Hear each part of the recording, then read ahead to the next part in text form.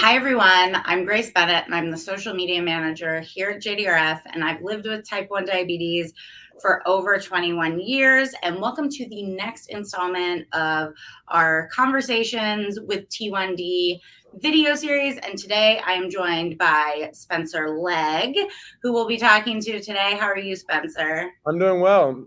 I'm happy to be here. It's Good. exciting. We're so happy to have you here. So we'll just kind of dive right in. So how old were you when you were diagnosed with T1D? And before you were diagnosed, had you known anyone with T1D or were any sort of familiar with it? Or were you just kind of So, totally yeah. shocked? So I was diagnosed when I was 11 years old. So I was, let's see, around third grade. And funny enough, one of my best friends at the school I went to was an all boys school in the DC area. He was also type 1, and I didn't know anything about it until I just know that he was type 1. I didn't know anything about it until I was um I was diagnosed, and everything changed from there. Yeah, and that's such a because that's the age I was when I was diagnosed too. Okay. And so it's a weird age because you're like Yeah. Well, still it's in a formative elementary yeah, it's a school. formative age anyway, like, Yeah, for sure. not including type 1 diabetes. Yeah, it just adds an extra layer of Yeah. stuff you have to deal with. Yeah, So responsibility, really. yeah, it's rough. But so you play college basketball for the College of Charleston Cougars, Yes, and ma'am. last season your team had an incredibly exciting and amazing season. You guys had a record of 31-4 and made it to the big dance, as they say, the NCAA tournament. So, as an athlete, your day, I'm sure, is just jam packed, demanding, and like we were just saying, T1D just adds an extra layer of demanding on top of that. So how Yeah. do you kind of work, and right when we hopped on, you mentioned you had just come back from a team workout. So how do Yeah. you manage your training, playing basketball at a high level with T1D? Um, yeah, that's a great question. So, I mean, basketball had always been something that I'd loved and I'd played ever since I was a kid. I remember it changing a lot when I was diagnosed, but the way I handle it now is not entirely different from the way I handled it when I was first diagnosed. I think a big factor is being able to be clear and tell people and being transparent. So, my coaches, my staff, everything that we have here, uh, from day one, I wanted to make it really clear, like, what I needed to do that might be a little different from the other athletes on the team, and what I needed from them. And it wasn't much, but just like having that support system was really big. So, I mean, yeah, everything we did this year was, I mean, I couldn't have asked for a better freshman season. I'll be a sophomore in the fall. Um, Everything was like, and just knowing that potentially I would have a role to be like an advocate for type 1 diabetes, in the back of my mind, I was thinking like every time we'd win a game, or we had a streak there where we were winning 20 games in a row, and like you would turn the TV on, and I would see myself on Sports Center or something like that, or something crazy. Yeah. I would think like, if I ever want to really indulge in like giving back to the type 1 community or connecting in that way, like this is definitely going to help. So, it's all kind of interconnected. Yeah, no, it's awesome. And I'm sure great for younger kids who are into obviously basketball, but just sports in general to see, people. It's always great to see people playing at higher levels and knowing, okay, if this is something I want to do, it's possible, right? Yeah, sure. So how we're still going to talk about college overall. So outside of basketball, college is another formative time in someone's life. Yeah, definitely. How do you balance like T1D with like your social life? We don't have to talk about anything boring like class, but how do you just your overall college experience outside of basketball? Well, uh, yeah, I mean, for the general person that understands diabetes, they know that, like, I mean, stuff can flare up or be perfectly calm kind of any time of day. It happens whenever. So, um, as far as my social life, I know, I was lucky enough to know people, mhm. and I had great role models when I as I got older with type 1 diabetes. But my social life really isn't. I would say much different from any of my friends. I mean, I still try to, I'm a college kid at the end of the day, so like we go out and we have fun and do stuff like that.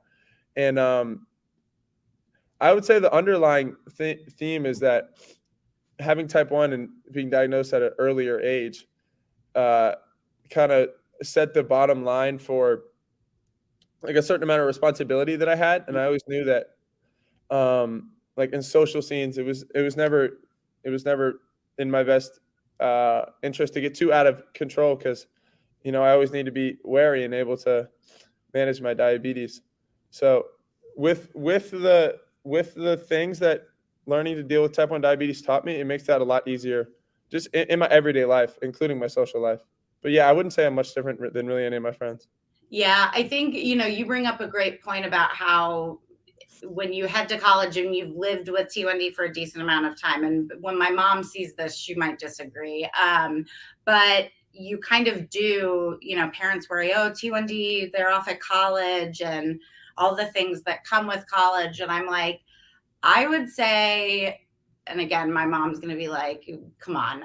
But I was one of the more cautious members of my friend group, because to your point, I was like, okay, I can't get too wild and crazy, because like at the end of the day, night, whatever, I need to be able to take care of myself and make sure I have what I need. So Exactly.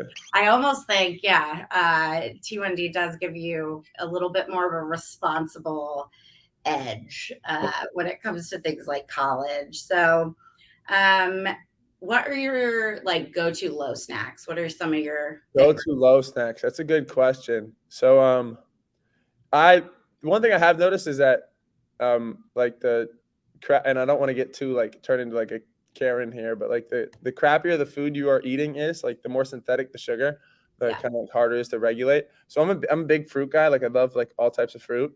But go to low snack, if we're really gonna get into it, the Nerds ropes were my favorite as a kid. They don't make them as much as they used to, but the Mhm. Nerds ropes, oh my gosh, that was my go-to.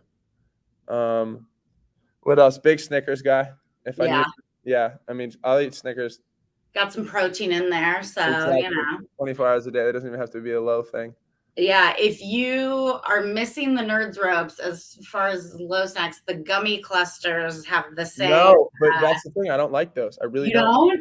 It's not the same formula. I promise you, it's not. Okay. Okay. I'm not an expert, so I'll take your word for it. But Yeah.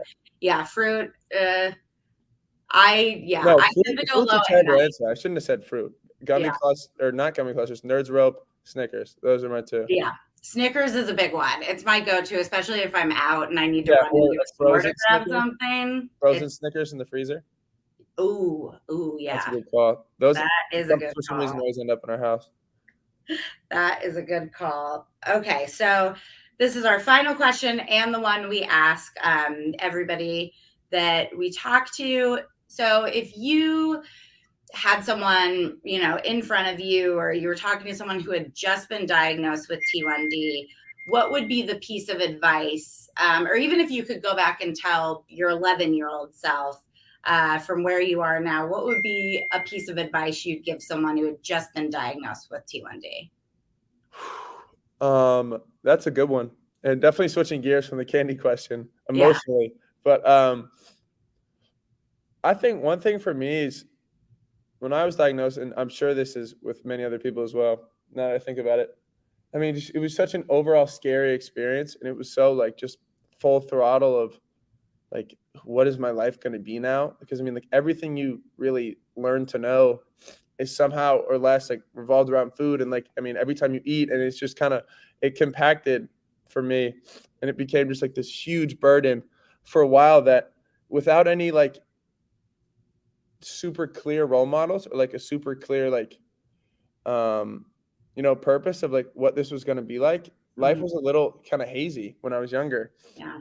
and like bred a lot of anxiety. So one thing I would say is that I mean generally any of the feelings, any of the anxiousness you get, I mean it's all going to pass if you can find role models that or good people that have type 1 diabetes or older that have good things to tell you that are good advocates for that. I mean, I think that's huge. um I guess think one thing I would say is just like, in the beginning, you have to take it one day at a time. But I'm at the point now, and the thing I'd tell my 11-year-old self is like, now I go throughout my life and I take care of my stuff and I manage my diabetes, but I don't think about it. Like it's second nature. There's a quote, and I've said this a couple times. I've been quoted saying this, that I don't have type 1. Ooh, I'm messing up my own quote. It's that I don't have diabetes, or no, I'm not a diabetic. Either one. The point is that once as I've kind of gotten older, I've realized that it's something that I do take care of, but I mean, it doesn't control my life as it used to. Right. So that peace of mind would be something I'd give to my younger self. Yeah, no, that's, yeah, I was big when I was younger. I was like, I was so worried it would become like my entire person, not so much my entire personality, but the thing that people associated with me. Yeah, like, and then above everything it's like your title. Yeah, totally. I understand where that anxiety could come from. Yeah. Well, I think that is some solid advice to round us out here. And you absolutely are one of those older role models you were talking about that I think people can look to and say, like, yeah, I hope hey, everything's going to work out. Everything's going to be okay if I just, take care of myself and do what I need to do. So definitely. That's awesome. Well, thank you so much for joining us this afternoon. Thank you for having me. Yeah, anytime. And to everybody watching, if you have suggestions of who we should talk to next, you can leave a comment below. Be sure to like and subscribe and check out College of Charleston men's basketball. Yeah, come to the game if you can. Support us. Yeah, absolutely. Definitely. All right. Have a good one. Thank you so much, Grace. That was Bye, awesome. everyone. Yeah, bye.